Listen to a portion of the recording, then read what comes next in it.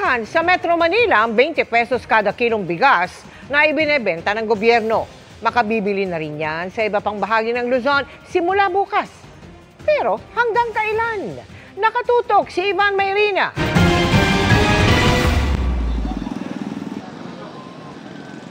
Mahaba ang pila para sa 20 pesos kada kilong bigas dito sa Agora Complex sa Navotas. Anila, ano ba naman ang kalahating oras sa pila kung kapalit na may bigas na di hamak na mas abot kaya? Sa sobrang saya, naiiyak ako. Kasi kailangan po namin ito. Ako po ay senior citizen at byuda po. Itong P20 po is a conversion po ng ating P29 project ng Kadiwa.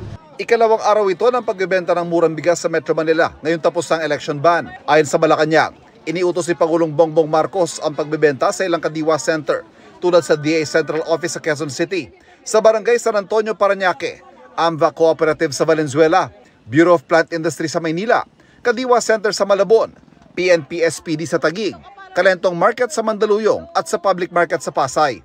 Bukas naman, sisimulan ang pagbebenta sa 32 Kadiwa Center sa Bulacan, Cavite, Mindoro at Rizal. We hope na kahit sa market po ay maibaba nila ang presyo ng bigas na hindi naman po din naaapektuhan ng ating mga magsasaka. Pero kung pabor sa mga mamimili, umaaray naman ang mga retailer dahil natetenga mga stock nilang mas mahal. Mas nabibili po yung P20. Ano nangyari sa negosyo? Nakatenga. Wala po. On your part, lugi? Oo. Malulugi kami. Pagka laging may stocks, malulugi kami. Pero sabi ng DA, Ililimit natin muna yung selling nila to a certain time para naman makapag-sell sila ng iba at another time. Para at least meron naman siyang makita. ang sinasabing stocks na nasa mga bodega ng NFA tinatayang tatagal hanggang sa katapusan ng taon.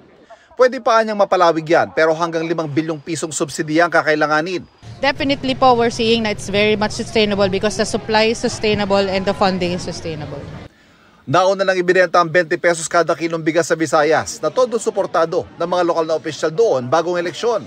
Yun nga lang may mga natalo sa kanila sa katatapos sa eleksyon tulad ni outgoing Cebu Governor Gwen Garcia. Paglilinaw ng palasyo. Ang serbisyo naman po, sino man po ang nakaluklok dyan ay para sa taong bayan. So hindi po dapat gamitin kung nanalo o natalo ang mga kandidato. Para sa GMA Integrated News, Ivan Mayrina, nakatutok, 24 oras.